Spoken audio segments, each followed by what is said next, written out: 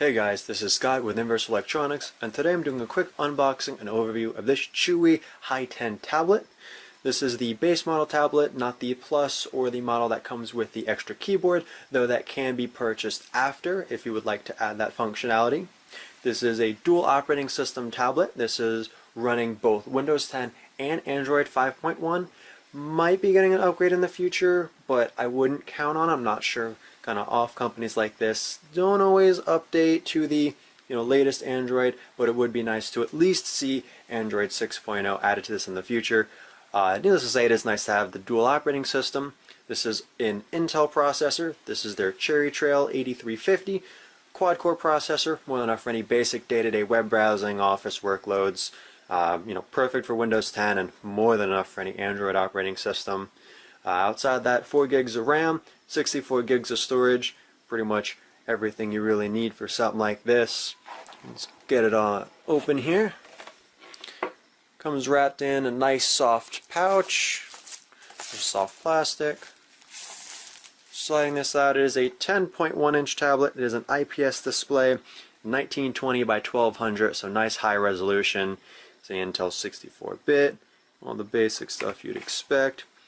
On the side for ports, we get a headphone jack, see if we can get the focus, get a headphone jack, mini HDMI, one USB 2 charger, which is the micro USB, and then a USB 3.0, and a micro SD card slot. I have a 16 gig currently in. I have tested this to make sure everything is good with it. On the top right here, see if we can get it to focus, it's a power button as well as a volume rocker. There we go. Has a nice kind of defined click to it. On the front, we get a base. I believe this is a 3 megapixel front-facing camera. I will update over the screen if I'm wrong. I believe it's relatively low. Then on the back, we do get a back webcam. Back texture has a little bit of a design to it, so you can get the camera to focus on that. Kind of reflective. There we go. Kind of like a diamond etch kind of scratch in. Speakers are only on this side, top and bottom. This side is bare. Kind of sucks they're both on one side, but I have not tested for sound. And here we see where the keyboard dock attaches. Overall, pretty basic little tablet. Put this off to the side. In the box underneath, get a basic pamphlet here. Get a wide range of accessories, product inspection report. Pretty lengthy. Let's see, useful reminders, thank you for purchasing our products, tablet pad, warranty, user manual, user guide. It's kind of standard fare you would expect. And then in this side over here, we get a single charger with a cord, looks like standard 3-foot micro USB cord, and standard adapter.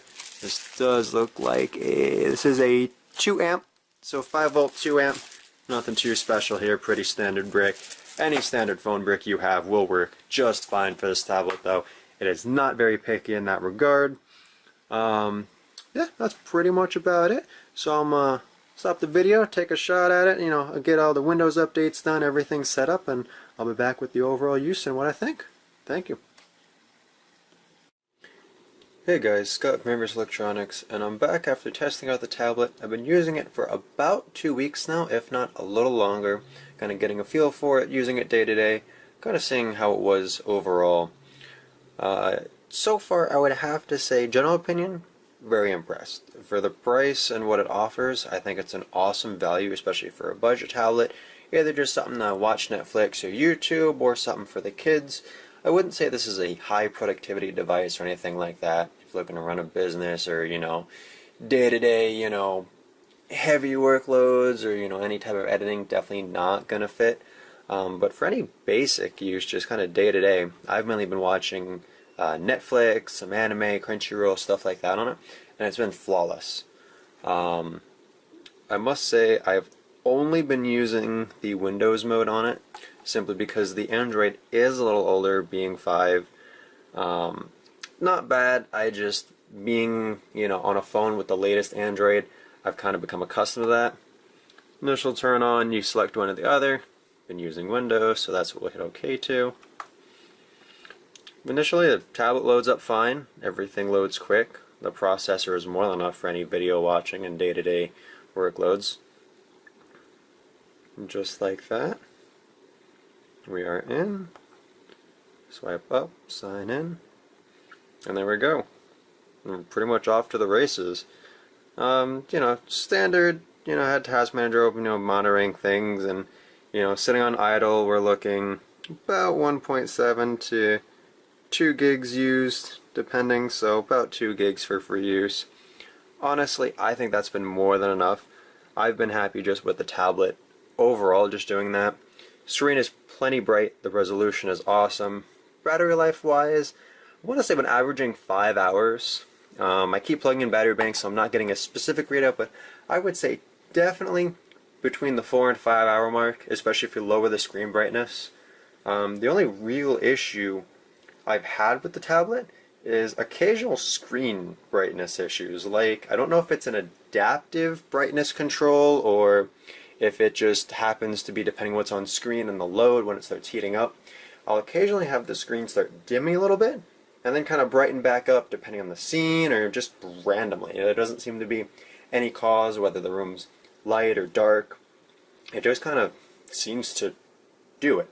Happened last night. I was sitting watching some Crunchyroll. One video went by just fine, laying against the covers. Next video, there was just brighter, darker, not by a lot, but noticeable. Noticeable enough to where I was kind of questioning it, but nothing within the settings to, say why. Like, there's no adaptive. As for storage, all the Windows updates and stuff and the basic stuff I've got installed down to about 20 gigs free. So not too bad. Windows updates really take a lot out. Biggest thing upon updating this, especially getting this to the latest Creators update, it's going to install a lot of extra Windows files that it's almost took all that up. You want to make sure to do a disk cleanup after everything is installed and clean up system files. Any old Windows updates you can clear out. So for me, it was almost 20 gigs worth that I recently just cleared out, and I think that's a little high, but that's a Microsoft issue. Really nothing against this tablet. Overall build quality, SD card in there, I'm happy with it. For what it does, I'm super impressed. The back does pick up some fingerprints, but it's expected. Camera's nice to have, but not mandatory. I think the biggest thing is really just the overall port selection that the tablet offers. See if I can get it to focus on here. Let's see. There we go.